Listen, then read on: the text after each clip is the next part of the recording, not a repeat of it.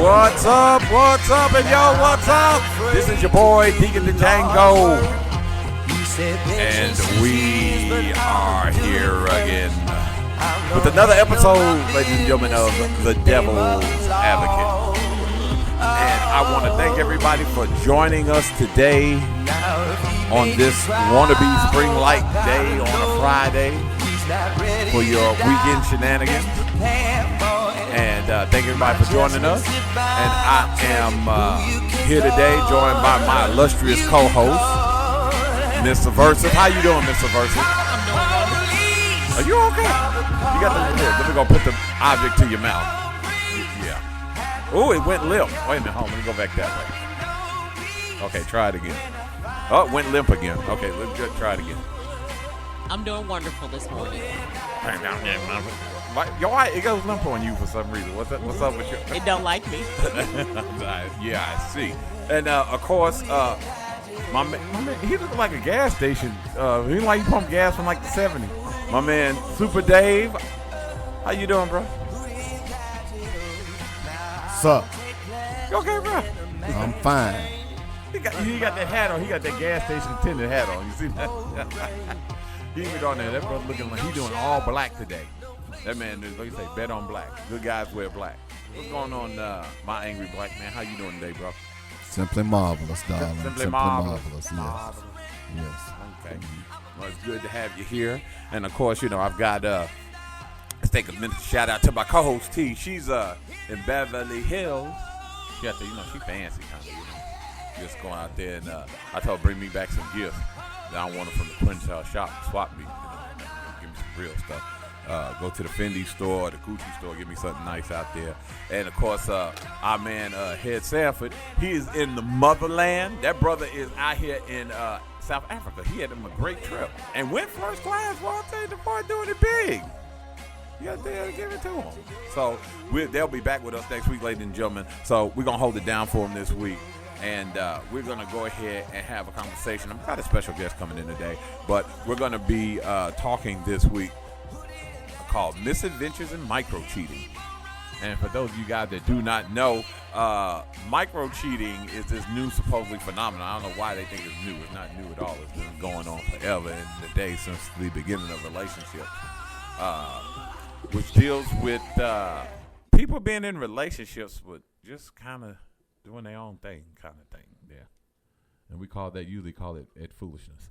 So, Mr. Versive, you want to talk about micro cheating? You want to talk about, because you said you had to go look to death, and I told you I didn't know what it was, so I looked it up and I browsed a couple of articles on it, and basically it's saying that micro cheating is any little thing that you do to pay specific attention to another person, like just casual flirting, always exchanging private jokes with a coworker. They're saying that private jokes. Like the work hubby or the work wife. Those are things. A work hubby and a work wife? Yeah, your work hubby. You never heard of that? But anyway, so they're saying, so they getting benefits on the job. Eh? They're saying that that's a form of micro cheating, and how a lot of spouses and significant others allow this flirtatious behavior to happen because they just don't care. They're saying that that's micro cheating. So they're saying that the person that is being done to doesn't care, or maybe it's so subtle most people don't recognize it. Most people know about it. Like one example in the last article I read, the example that the author gave was that her best friend's husband was flirtatious. He flirted with the old ladies in church. He flirts with everybody, but he's the most loving and devoted husband and father that you will ever find. He's just got a flirtatious nature. And the author was saying she flirts too. She loves to flirt because it's fun. But just because you're flirting, because like I used to flirt with this man. He was 100 years old, and I was his girlfriend. You flirted with a 100-year-old man. And he used to flirt with me, and it was just wonderful, and it lifts your spirits. Just innocent, flirtatious behavior does not line up with cheating, I don't think. I'm not really impressed with the definitions of micro cheating that I got. So for me, it's not a thing. It's not a thing, as I've seen it explained. Micro cheating. Well, let me ask you a question today, because we're gonna do some we're gonna do some interesting trending here, especially that happened in Little Rock. What is your take? Have you been hearing about this new thing? Because it became a Facebook. I know I saw it and I was like, are they really serious at this point about micro cheating? It's basically being devoted but not devoted. Isn't that what it is? They're not necessarily being devoted. Husbands, booze, significant others, and insignificant others, friends with benefits, playing around. Being over flirtatious, basically micro cheating, I guess, is anything that you're doing that is disrespectful to your relationship with the person that you're with. So, tell me some first. How do you deal with your micro cheating? I don't have an issue with micro cheating per se because if that's the case, I micro cheat. Yes, you do. You do. Hush. I micro cheat. Yeah. But I feel like that it gets to be disrespectful when there's prolonged contact with one specific person in a flirtatious manner. Yes, I will flirt in a New York second with a complete stranger or with someone one time. But if you keep up the behavior and there's prolonged contact, there's private conversations going on, then yes, I have a problem with it. So as I always tell my significant other, if you want me to not do it, then you need to not do it too. So it's a two-way street. So how do you know he's doing it?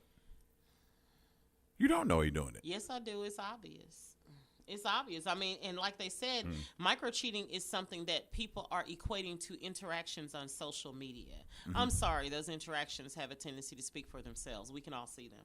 So hold on. So let me get an idea. Like if she's liking all his stuff and he's liking all her stuff. Yeah, they liking each other's stuff. They patting each other up on Facebook. He posts something that's not even funny. She putting in little clown faces, little hearts, little smiley faces. I'm like, clown face? He might be a clown. He sound like he acting like one. Whatever. So be like, girl, sit down, and boy, take a seat. That's all. Whatever. So anyway, we're looking at a new phenomenon, and I don't understand why. And it's so funny to me because it seems social media seems to make out these new viral things because we ended up talking about it in Devil's Advocate a whole lot, and I didn't understand what was the point and the big deal about it because what was so interesting to me was that when I read the article, I'm like, micro cheating, why are they calling it micro cheating? Because it's something that people have been doing forever and a day. They act like, it's funny, I'm just saying, the 21st century is funny. It's funny about how people, it's just like they want to coin the phrase. Right. It's like the Cardi B phenomenon. People act like people are doing something new under the sun and they're not. You know what I'm saying? Micro cheating, well, shoot, I got about 9 or 10 exes that did that, Go up here and then when it's over, you be finding out they had bays and choir booze. I mean, but it can be even as innocent as every morning the mailman says, "Hey, darling." You go, "Hey, sweetie," or the mailman, or the milkman, or the dry cleaner guy. It could be any small thing. I think it's the difference between harmless flirting, stuff that is not going to go anywhere, right, and then doing stuff with the intention of you hope. See, let me tell you something. Where women and I'm gonna send you this video. It was funny. And it was called Why the Guys Send Women These Phallic Object Pictures in Their Inbox. And he told her, he said, "What, ladies?" He said, "If you keep liking all my pictures, I'm going to send you a phallic object." He said, "If you sit around here and you comment on everything I post," he said, "I'm going to send you a phallic object." He said, "If you do this, that, and the other," he said, "I'm going to send you a phallic object."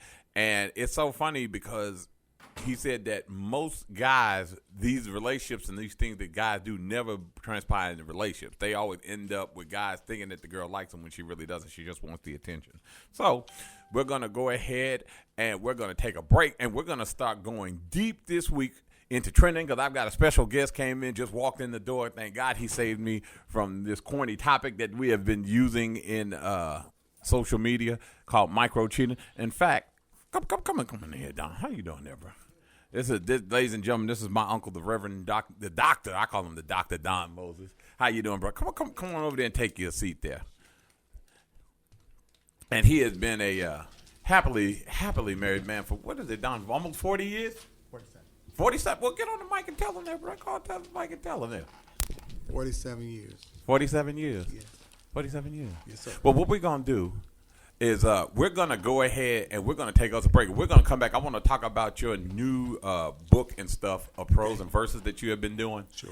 And we're going to come back and we're going to talk about that. And I want you to help us talk about some of this trending that's been going on. How about that? Okay. Yeah, it's going to be quite interesting. We will be back in a second. Ladies and gentlemen, Devil's Advocate.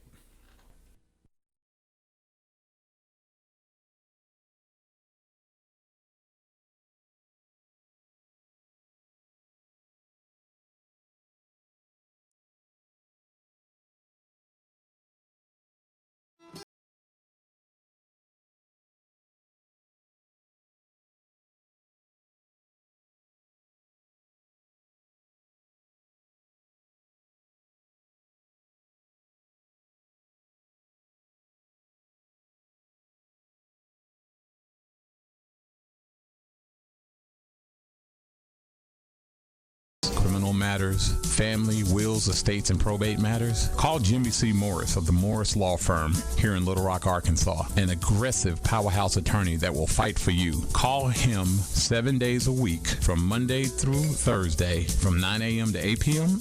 and from Monday through Friday from 9 a.m. to 6 p.m. Weekend appointments are also available. And also, check out Jimmy Morris on The Devil's Advocate once a month for our infamous Ask the Attorney segment as he talks about social, political, and legal issues. Check him out, and his dedicated staff of professionals will fight for justice for you. Again, that's the Jimmy C. Morris Law Firm. His number is 501-319-7647. That's the Jimmy C. Morris Law Firm. His number is 501-319-7647. Call him.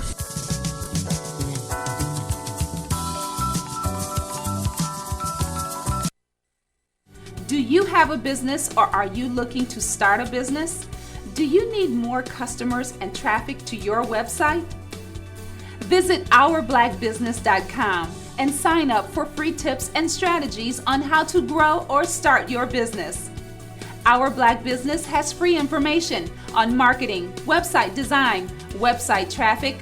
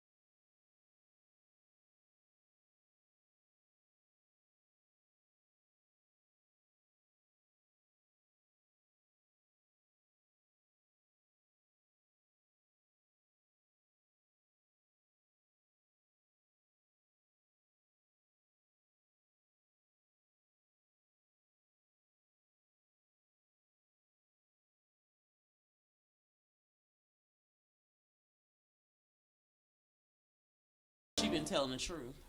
I don't know about all that. But anyway, we are going to go ahead and let's go ahead and hit on some local fare first before we get into the national foolishness. But first, I want to go ahead and talk to Reverend Don Moses. Yes, sir.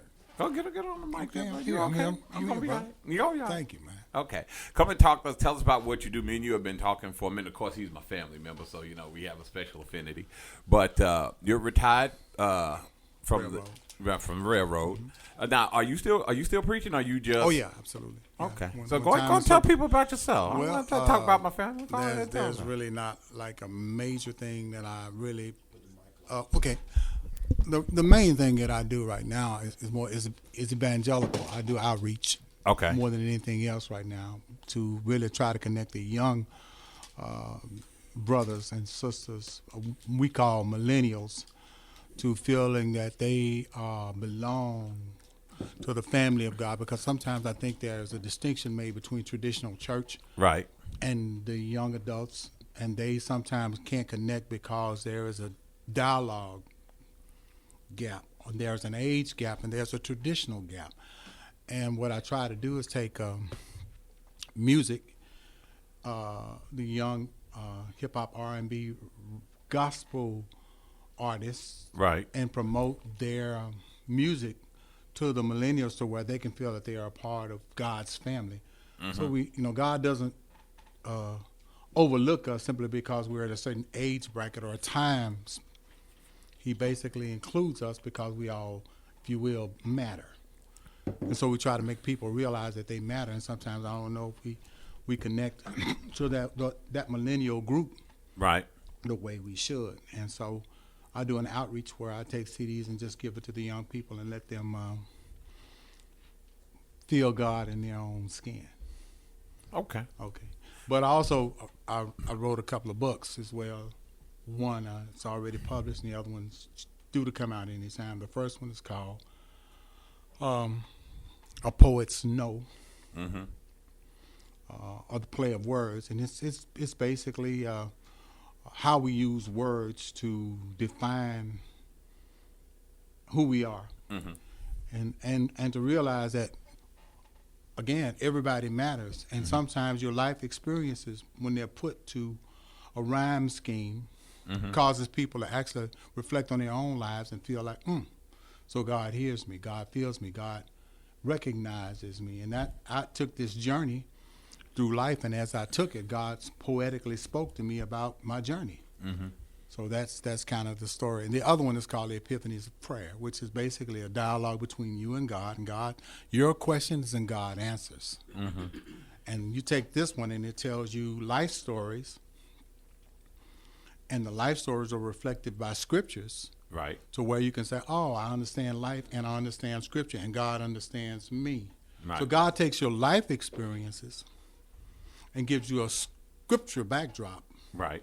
When you dialogue with him through prayer. And the prayer is the enlightenment. That's the epiphany. Oh, wow, God, I didn't know it was like this. Right. So that one's in print and should come out anytime. That's where I'm at. Okay. Well, let me ask you a question. Sure. Because, like I said, you've been pastoring basically since I've been a little boy.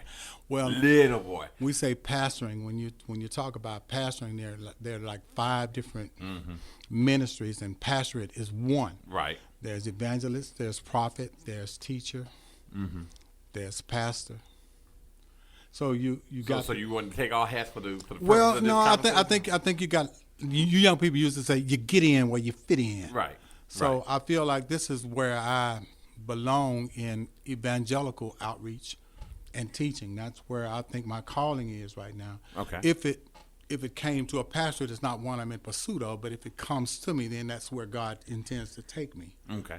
So I feel like you need to just stay in your comfort zone, and it's up to God to do the promotion. Promotion. Okay. Right. That's just my perspective. Okay. So, in your opinion, what has really changed? What has really changed since you've been preaching? Since I mean, little boy, and I used to listen to you in the pulpit. Okay. You know, coming down from New York. Sure. And my mom sending us over to A Street Baptist in North Little Rock. What has really changed in your opinion about? Because we talk so much about people are leaving, black folks especially, leaving the church. Okay.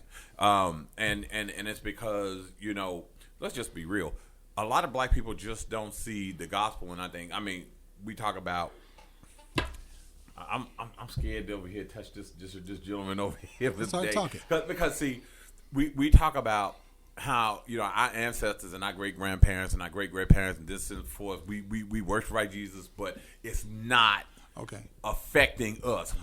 How is us believing affected the black plight in this country? Okay, and that's why so many people are leaving. You understand what I'm saying? Well, It's here's what you have to look at. You have to look at the scripture prophetically. Right. He said that there would be a falling away. He said that the love of many should wax cold.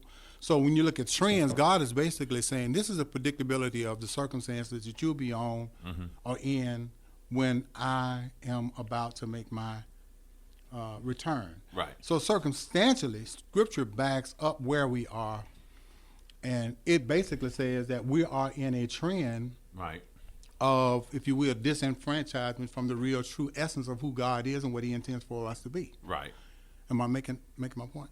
Yeah, go ahead. That's a good. So if you looked at, like, for example, I read a couple of books, and one of them really helped me. It was called The Vision by a guy by the name of David Wilkerson, and he had a prophetic dream where he interpreted the end time sets of circumstances, and all of the things that he wrote about, a lot of the trends were in that book, and he wrote that book over 50 years ago. So it was obvious he had a divine revelation, just like John did in Revelations, about how things were going to come. So we, rather than look at it and say, well, what are we doing? We should be saying, what is God saying? Right. So our perspective is not what's going on circumstantially. Our perspective is, what is God saying about it? It lets us know pretty much where we stand. And you can take like the 24th chapter of the Gospel of Matthew, and he will tell you that you're in this time zone where alienation or distancing from God Right. is just the norm. Right. And so if we take it and look at it, so God says it's going to be like this, rather than what's happening to us, we should be waking up and saying, what is God saying to us?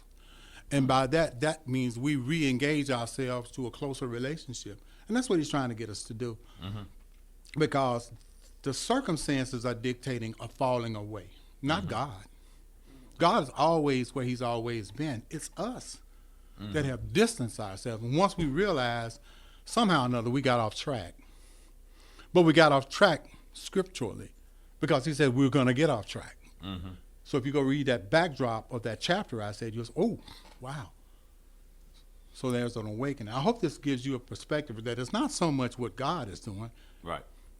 God is always who he's always been. Well, he says, I am the same. I change not. Right. So the changes didn't come from God. Stevie Wonder wrote a song once. It's called Heaven is 10 Zillion Miles Away. And one of the critics in the song says, where is your God? We need him now. And he says, I say it's taken him so long because we've got so far to come. In other words, God's always where he's been. We're the ones that walk. We're the ones. Right. They got to get to We're it. the ones who are prodigal. Right. We're the ones w'ho've gone astray. Even in Isaiah's writing in 53, he says, all we like sheep Right. have gone astray. We have each turned to his own way, and God hath laid upon Christ the iniquity of us all. In other words, God is bearing or suffering our falling away. So when we look at it from the perspective of truth, and we see that truth simply means that God is always centered. We're the ones who are off base. Does that give you a different you perspective? preaching So today. You're a we little got to quit blaming circumstances, society, or race, Right. or government, or politics for the trends, and simply saying, get back to God. He says, and I'll leave this last piece with you. He says, he puts a hypothetical in the Second Chronicles when Solomon approaches God at the altar, and he says, if my people, which are called by my name, shall humble themselves, Right. and pray, and seek my face, and turn from their wicked ways, Right. then I will hear from heaven. I will forgive their sin and heal the land. Simply means that God never fell from us. He says, I'm perpetually here, meaning that this is where I am, in the sanctuary. I am in relationship with you perpetually. Perpetually means continually. And relationship is not dictated by a building. Right. It's dictated by a connection between you and God. So if you get that connection right, the woman at the well was messed up with Jesus because she said, well, we worship in the mountains. You worship him in the temple, man. He said, there'll come a time when we neither worship in either place. Right. But they that worship him must worship him in spirit and in truth. truth. Right. Meaning that it's the internal that connects you to the eternal Right. for the external. Right. Well, look at you come on the show and start No, preaching no, today. no. Come I on, didn't. man. I didn't really come. No, come on. You did. That's okay. Yeah, I like yeah, that. yeah. I like that. Yeah, yeah. You I got to like have that. you have to have the internal fire to reach the eternal God that takes care of your external circumstances. And that's the formula to a relationship. Now I'm done. No, you're not, because I want you to go and take a piece from your book. You promised you're going to do that for me today. I was going to do what? You're going to do a piece from your book. You got Okay. you got something Okay, that one everybody... of my favorite pieces, and you got to understand about this book. Okay. First of all, I tell people all the time, I had no idea that I was being made a pawn in a chess match because I didn't know I had poetic skills. Right. And then God basically used poetic skills to dictate to me, since I had a musical background before I came into the church. Right. He used a rhyme scheme to make me connect with him and know that he exists. And one of my favorite poems is the poem I've shared before, and I'll share it with you, because when he called me, I had questions saying, hey, you want me? Mm-hmm. Me, this ghetto fabulous brother, who's from the streets, who's in the clubs, singing. Mm-hmm. You want me? I'm the same way Moses was. Mm-hmm. Take your shoes off, brother. Yeah. But here's the poem that really stuck with me, and I share it with the people most of the time. It's called Proof, and it's really one of my favorite poems. And I'll share it with you, and you'll get your own context from it. Okay. Because this was the question I had, and this was God's answer to the question poetically. Mm-hmm. A proof I give as evidence, a sign for stable mind. With hopes convincing will make sense by leaving it behind. Oh, but must we need to measure some credential form as truth? Doubt of mine shows like pleasure, justifying life with proof.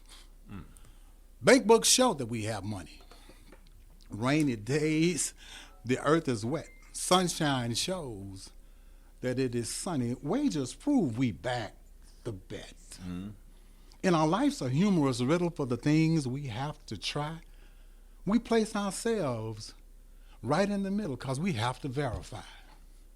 Must there be a need to show me? Should you have to take a bow? If you say you do not owe me, need I prove when, where, or how?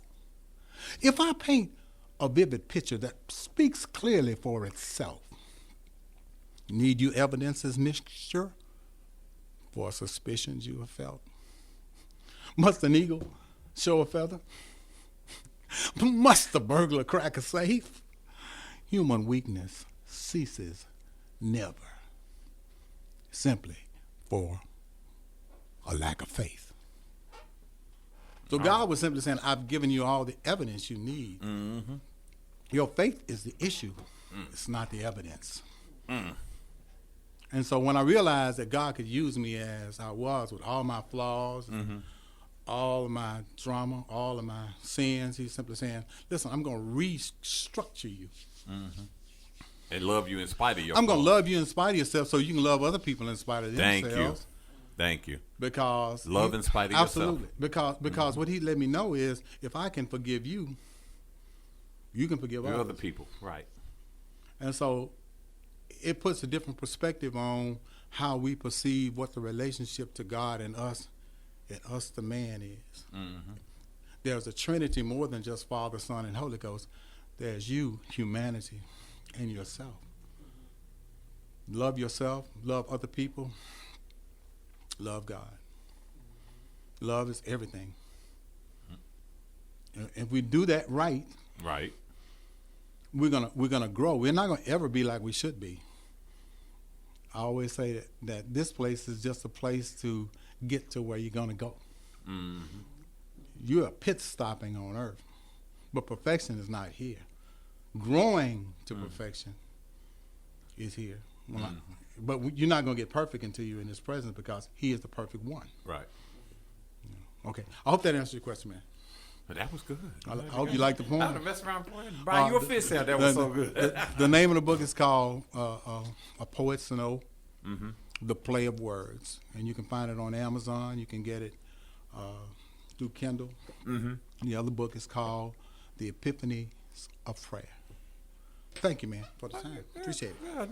That was beautiful. I appreciate it. Bless you, man. Yeah, see, I tell you, boy, my family got skills. See, it's in the blood, woman. It's in the blood. See, I got. Why are you looking at me with that? You know what? Firing you after this week. We're going to take us a break, and then we're going to come back, and we get ready to go into trending. This is getting ready to be fun. Time for clowning.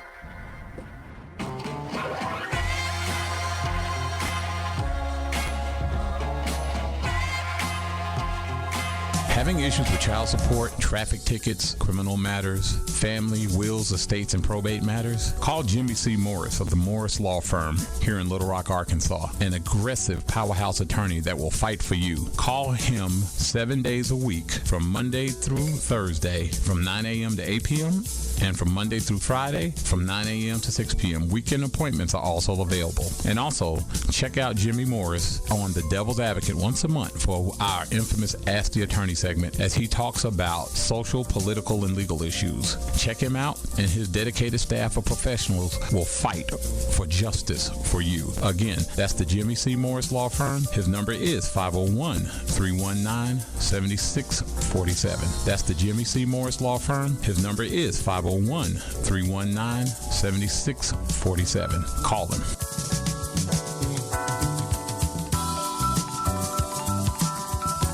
Do you have a business or are you looking to start a business? Do you need more customers and traffic to your website?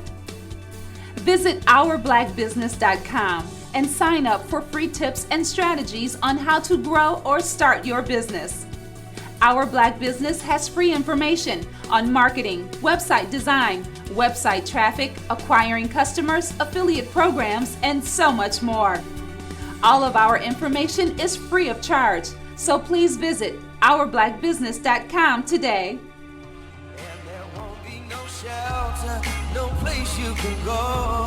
Okay, we are back. All right, ladies and gentlemen, now it's time for the shenanigans part of our show. This is part I really like. Because I'm going to go ahead and let Dave start us off because Dave did talk about this on Black Focus. Was it yesterday, day before yesterday? And then you, subversive, you already have a friend that's well wired in with the LRPD, a brother of yours. So we're going to go ahead and talk about it. Dave, go and tell everybody what's going on in the local town right Well, here. people are upset because, and here's what initially happened. There was a white recruit who posted a racial slur on his Facebook page, all right? And the racial slur had something to do with something Kevin Hart had said in a comedic stand-up or whatever. Apparently, a black recruit was uncomfortable with a white recruit using the N-word, which is what the racial slur were. He went to Willie Davis, apparently, and according to what the reports are now that instead of Willie Davis going to the brass, he went to the Black Police Officers Association. Okay, so do you want to give people a little insight on who Officer Willie Davis is? Well, just based on what I know about Willie Davis, I've been here 3 years, moved back 3 years, and I did a lot of youth work in Nashville and Memphis, and I'm thinking about doing the same thing. But when I told people that what I did, first thing people told me was, "You need to talk to Willie Davis." Right. So his reputation precedes itself. Right. But I think what people miss, and this is what we talked about on the show yesterday, what people miss is this is retaliation for Willie Davis, or against Willie Davis, because the police chief does not want the OK program here in Little Rock. All right. In fact, the police chief doesn't want a Black Police Officers Association. All right. He even asked when he first got here, why do we need a Black Police Officers Association? That's like saying, why do you need the NAACP? Why do you need HBCUs?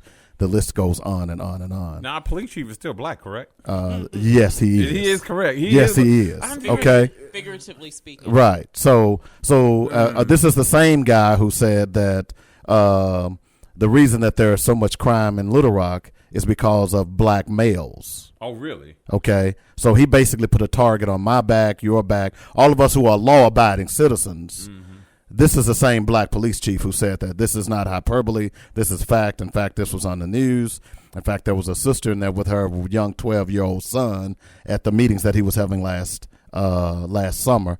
And she got up and walked out. And they interviewed her while she was walking out. And she said she was offended because he basically was blaming her 12-year-old son for all the crime that was going on in Little Rock. Yet I digress. But the point being is that they use this thing of not following the chain of command to get at Willie Davis because they don't like what Willie is doing, nor do they like what the Black Police Officers Association is doing because they are at odds with the police chief as well.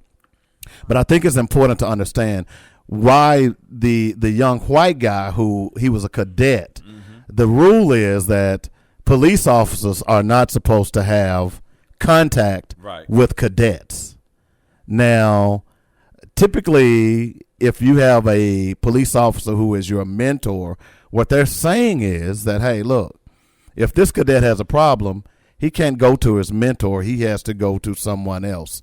That's problematic in itself. Right. But more importantly, it's problematic that whomever decided that it was okay to get rid of the black cadet equally as the white cadet. Right. Because what we said and what we talked about yesterday on the show is a white person using the N-word is totally different from a black person using the N-word.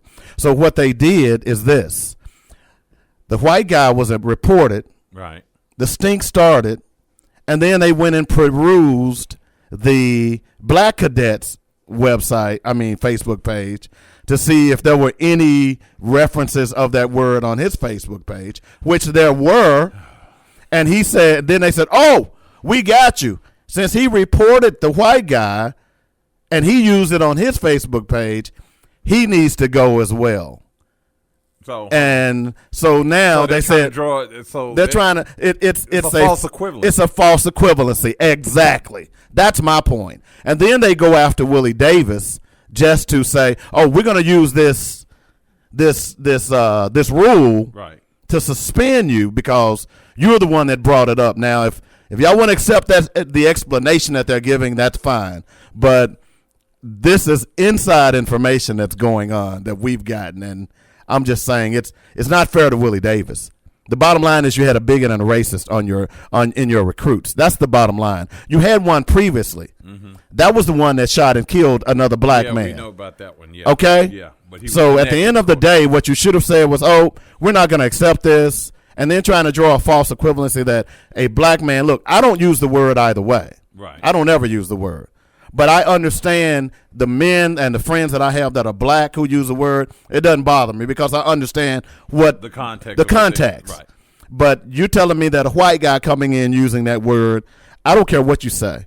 I don't care how you try to justify it. It's never justifiable for a white guy to use that word, period, in my opinion. That's just my opinion. Okay. So Subversive, you chime in because I see you with the eyes here. Well, my only thing is this, okay? When you're dealing with recruits, they're there because they want the job. They're clearly given the rules of what they can and cannot do. Right. Before they become recruits. They're told how they can represent themselves publicly and privately. It is what it is. They're given this information in black and white. Mm-hmm. If you choose to go outside of the parameters that you are given, to me it doesn't matter the color of your skin.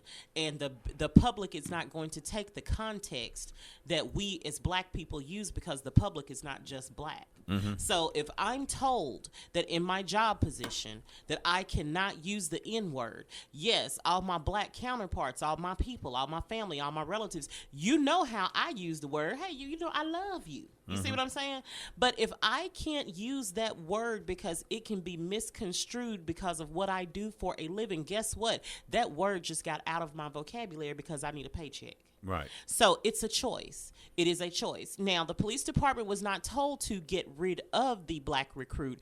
The attorney simply said, if you're going to get rid of one, you get rid of both. If you're going to keep one, you keep both. The Little Rock Police Department decided to get rid of both. No, you know, sounds like a white attorney. What I'm saying, it's still a false equivalency. But what I'm saying is that still a false equivalency. What I'm saying is from the respective where the attorney was coming from, he was not speaking within context. He was speaking of fairness, law, what will hold up in a court of law. The bottom line is like in my job description, I cannot. But see, that's not fairness. So what you're saying is that the white recruit was uncomfortable with. Wait a minute, let me finish my point. Because it's a false equivalency when you say the white recruit is uncomfortable with the black guy using the N-word. That's what the attorney is saying. That's not what I'm saying. That's right. Not what but I understand that. But that's what the attorney is saying is that, okay, because the black guy used it. See, the whole issue came up because the black guy was uncomfortable with a white guy using that term. Okay? Mm-hmm. So now the attorney wants to say, oh, well, let's make it equal. The white guy is uncomfortable with the black guy. That's a bunch of crap. Well, the thing about it is that from the first day we got here, we've been screaming for equality. We got it. Can we live with it? If we can say context, I mean, we asked for equality. We asked for equality. That means you can't say it, you can't say it, I can't say it. If I'm saying it because I'm calling you my brother, guess what? I still said it. If the job description says I cannot use that word, I don't have a job. And he doesn't either. I don't have a problem with it. It's acceptable or it's not. It's either or. And both of these, I'm not standing up for either of the young men, the brother or the Caucasian young men, because both of them knew they were not allowed to use that word. So I don't care. Here's about the other context. issue that we're missing. I don't care in about the this. context. So now, if I'm a police officer and I'm seeing some illegality of another recruit or another police officer, and I go and report that, what happens to me? Well, that means they're going to dig up everything you do. It's Exactly. called kill the messenger. See, that's the other thing that we're missing the here. The thing Okay. about it is that you better make sure you're not living in a glass house before you start throwing Well, who stones. does that? But- No. In the society we live in today, that's what they do. They go back and dig up. But what I'm saying is that we have a problem with police in this country. All right. Okay. All right. And whether you want to agree with that or not, there's a problem with policing in this country, across this country, that needs to address that no one wants to talk about. There are some bad police officers out here. So and I've been asking this question for the longest. When is it, if all of these bad police officers are on the force, and we know they are, where are the good police officers reporting them? And it comes out that if I'm a good cop and I report the bad cop, Right. that thin blue line begins to choke me. You see what I'm saying? Okay. So what this does by suspending Willie Davis, you certainly could have wrote him up. You certainly could have put something in his file. But what this says to me and many others who have addressed this is to quell police from reporting on police. That's the other thing that nobody's paying attention to. Okay. That's what I'm saying. Let's take this phone call. All right. Devil's Advocate Radio. We're giving out ham hocks for 5 cents a pound. Hello? Cool. I got a quarter. Let me get 5 ham hocks. Boy, I said 5 cents a pound. Okay, well, you give, let me see. Does that add up? Yeah, I think that adds up. Yeah, you're going to have to work on some math. What's going on, Stanley? How you doing, bro? Hey, man, I'm good, man. I heard y'all talking about the Willie Davis thing, and I want to chime in on that, too. I'm kind of with Dave on the point. Okay. Yeah, because I know I you just have an think that admiration that's a for that prime N-word. example of selective rule enforcement. And, you know, you could, why would you, I'll put it like this. And I hate to make things black and white, but, you know, hey, it's radio. Right. I promise you that North Little Rock will never suspend Tommy Norman. Boom. Ooh, ouch, that hurt. No, they'll never suspend. And the Right. same amount of community service that those two officers do is equal, but the revolution ain't televised. Wow. This is to Let me assassinate get back to Tommy these jokes, Davis's 'cause I'm character. being serious. That's Let what me get this back to these is. jokes. Who? Tommy Davis? I mean, not Tommy Davis. you Tommy okay, Davis. Dave? You want some coffee, bro? but Willie Davis's character. Davis, okay. This is a character assassination by the police chief. And look, I'm not saying that out of hyperbole. I'm saying that from inside information. I'm just saying. Okay. Look who in there. And let me just speak to how Little Rock does business with prominent black men who do stuff in the community. If they ain't going after your character publicly, then you ain't doing enough work in the community. There you go. Shout out to Willie Davis for doing his thing. Don't worry about it, brother. You're going to bounce back for me. Now, here's my thing for black folks. If you really want to impress me, raise the 10 days of salary he loses and give it to him. Yeah. That's what Thank you. do. There you go. That'll really do it. That'll ruffle some feathers. Hold on. I think your what I call it, your micro cheating internet boo was on the phone. One day, Nat Cat, are you there? Ooh, There just you giving go. I titles done got when it titles started. ain't even asked to be given. Kit Kat. Lord. Stanley on. I don't do titles. Don't be trying to do all that. But you're right. I'm with Officer Davis. That's some crazy stuff that happened to him. Hey, your boo on the phone, Stanley. Mr. Baby White's on the phone. Huh? Oh, hey. You got some hot ones ready? Hey. Yeah. What? I made a mess when I was eating lunch. I need to clean up. Jeez.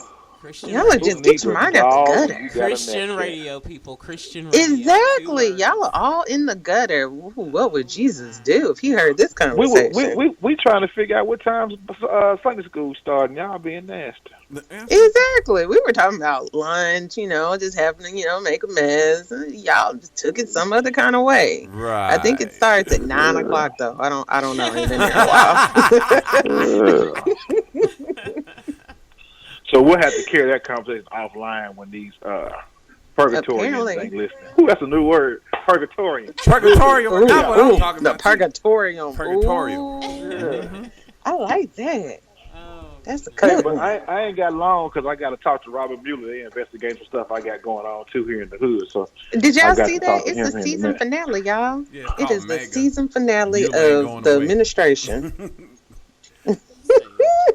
So who's gonna be left next? Yeah. Well, hey, y'all gonna put in 10 on my blow up doll?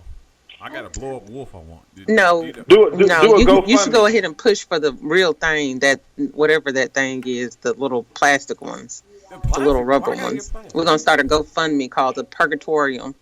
Mm-hmm. You know what? Your black card revoked just on that one. In fact, while we talking about it, black card revoked. What is going on with Monique?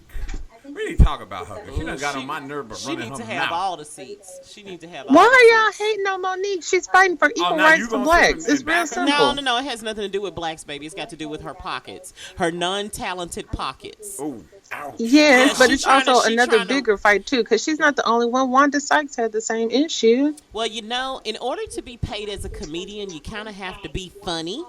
You kind of have to be popular. It Does it doesn't count matter. if you're funny looking? No. Because if that's the case, girl, I would be getting paid, honey. I would be getting paid. You ain't lying. You Hey, let me ask you a question, though. In the entertainment industry, you have to be popular She and wants the same money that Dave Chappelle, Right. Kevin Hart, and Kevin Hart had. Dave Chappelle, Okay. Kevin Hart, And and even Amy Chris Rock. Schumer. Even Okay. Chris Rock. Okay, all right. Yeah. So, okay, look, can I get a 20 on this? Can I get a 20? Okay, you want 20? Yeah. Okay. Dave Chappelle, who is the Hilarious. number one comic in, you probably would say, the world right now? Dave I'm gonna say the Chappelle, right? universe. Yeah, You probably say that, right? yeah. Yeah. Well, Kevin Hart got to be in there. Well, Kevin Hart Okay. gotta Well, be- I'm headed to come. But I'm talking about as far as commanding money. Kevin Hart ain't ever walked away from a $50 million contract. Right. Okay. Correct. All right. So I would say Kevin Hart would be number 2. All right. That's almost saying the offensive lineman wants the same money as Tom Brady. Right. You see how It ain't stupid gonna that, happen. when you put it in that context, Yeah. you really see how stupid that is. Now, I'm not saying that women don't deserve equal pay for equal work. Right. I'm simply saying in the entertainment business, in that business, it's what you can sell. Yeah. Right. Okay? If your movie don't sell, they not going to put you in another movie. Right. Exactly. You know, so I'm not boycotting because I like me some Luke Cage. What the heck? You know, I'm not boycotting Netflix, and then that's a black flick, baby. Positive people, brother. Yeah.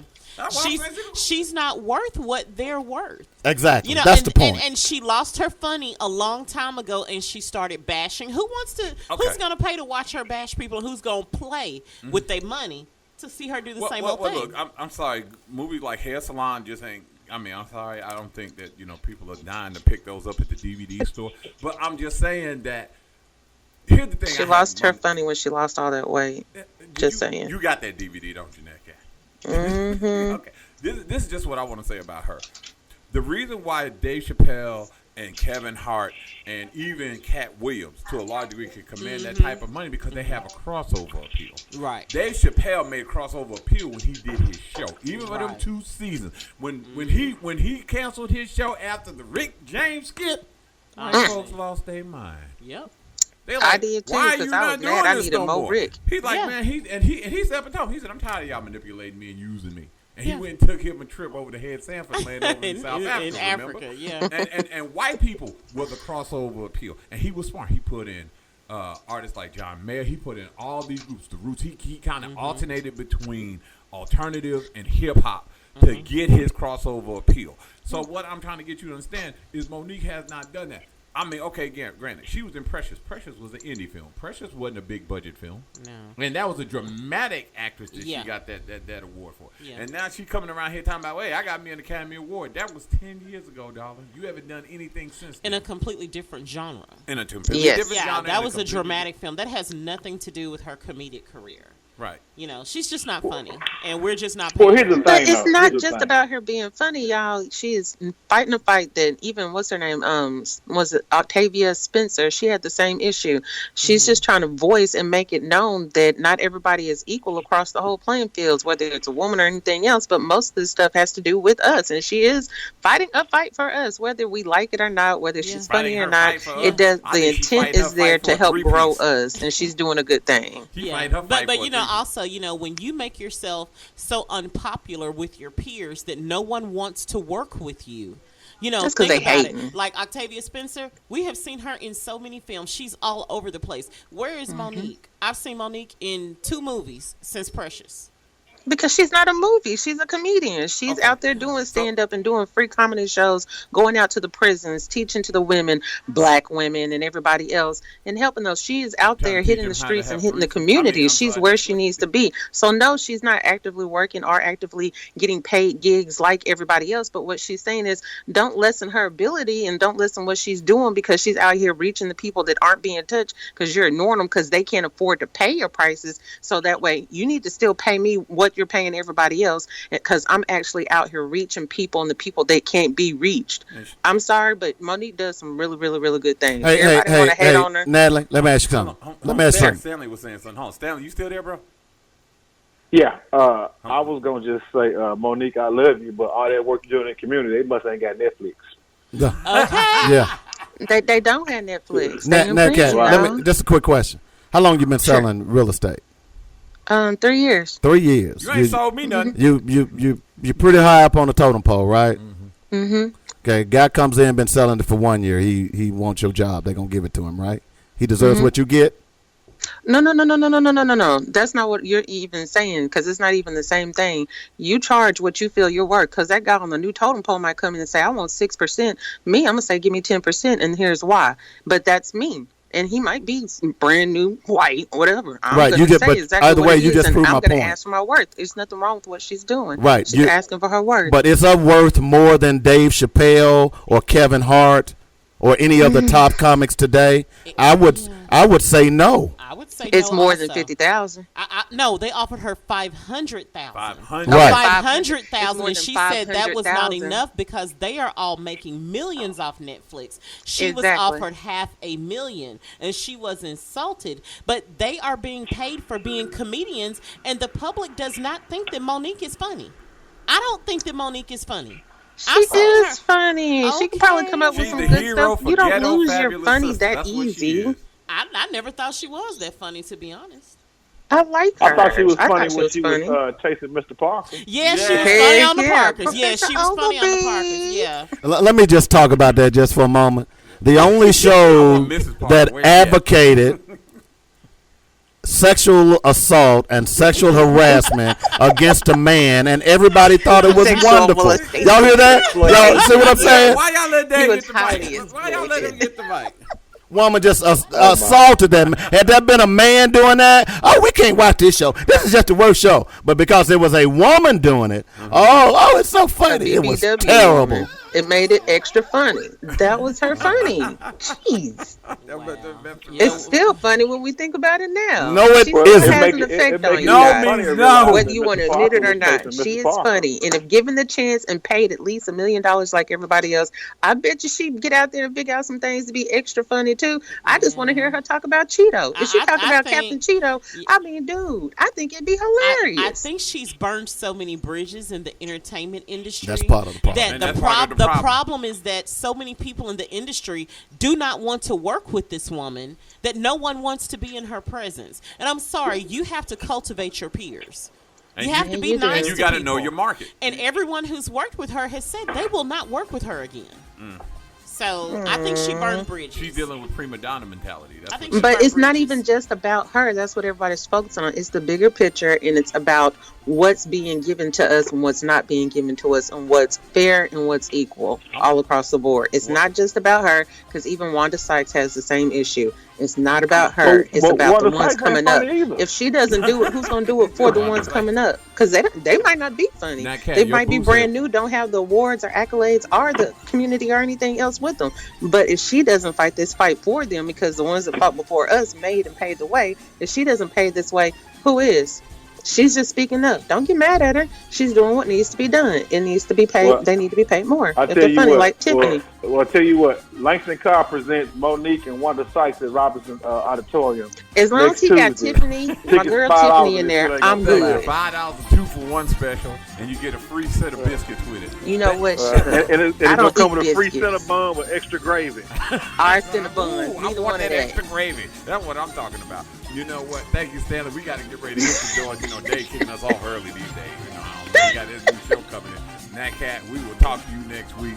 You know, T gonna be back here. Sanford gonna be back here. We're gonna have us a full show going on next week with food. So we will see you guys. I want to thank everybody for joining us. Stan, you got anything to say for you, Lee, bro? Go on, say it. See, Obama phones. That's what I'm talking about. And I want to thank everybody. Oh, one last thing. Devil's Advocate meets Black Panther. Don't forget to get your tickets. Hook up with Roby Warren. Good guys, we got a lot of people that are interested in it. We giving away free stuff. Hashtag I like free stuff. We giving away door prizes and all sorts of stuff at the movie night. It's our theater. Look, you're gonna have Mad Dog 2020 and all sorts of liquor. And you know, Mad Dog 2020 ain't called Mad Dog 2020 no more. Did you know that? It's not. That ain't the name of it. Oh, okay. We'll figure it out. Yeah. But anyway, thank you guys for joining us in. And thank you for seeing you in the room within. Thank you guys for supporting us. And again, don't forget, if you can't stand the heat, stay out of Hell's Kitchen. Kitchen. We'll see. Yo, bye, you late. We'll talk to you next week. Bye, folks.